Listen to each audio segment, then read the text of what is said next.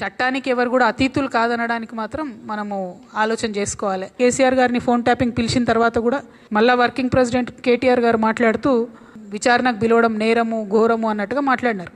నేనేమంటున్నా, ప్రజా జీవితంలో ఉన్నప్పుడు అనేకమైన అంశాలు ఉంటే వాటి కాన్సిక్వెన్సెస్ ఫేస్ చేయాల్సి వస్తుంది. అసలు మమ్మల్ని విచారణకే పిలవద్దు అన్నట్టు మాట్లాడుతున్నారు. అసలు ఆ సిచ్యువేషన్ ఎందుకు వచ్చింది? ఇన్ని రోజులు పిలవలేదు కదా కేసీఆర్ గారిని విచారణకు. ఇప్పుడు ఆ సిచ్యువేషన్ వచ్చింది కదా. ఆ సిచ్యువేషన్ ఎందుకు వచ్చిందో ఇప్పటికన్నా అంతర్గతంగా వాళ్ళు పరిశీలన చేసుకోవాలి. ఒకటి. రెండు, ఒకవేళ పిలిచిండ్రు అనుకోండి విచారణకు, పోక తప్పదు. ఇప్పుడు రేపు నన్ను పిలిచినా పోతా. చట్టానికి అందరం కూడా సహకరించాలి, పిలిచినప్పుడు పోతాం.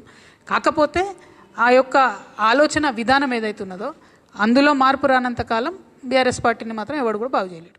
తప్పకుండా చట్టానికి సహకరిస్తాం కదా, చట్టానికి సహకరించకుండా ఎందుకుంటాం, వెళ్తాం.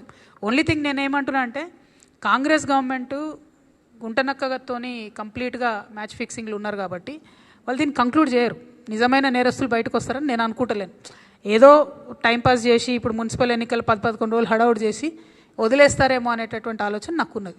కాబట్టి Congress has to prove if the government is transparent, if they are serious, investigation should go forward. ఏడబోతుంది 2 ఏళ్ల నుంచి, ఎక్కడ వేసిన గొంగలు అక్కడే ఉంది, తిరిగిన దగ్గరే తిరుగుతూ ఉన్నది. సో స్టాండ్ చేసి సైకిల్ దొక్కినట్టు ఉంది పరిస్థితి.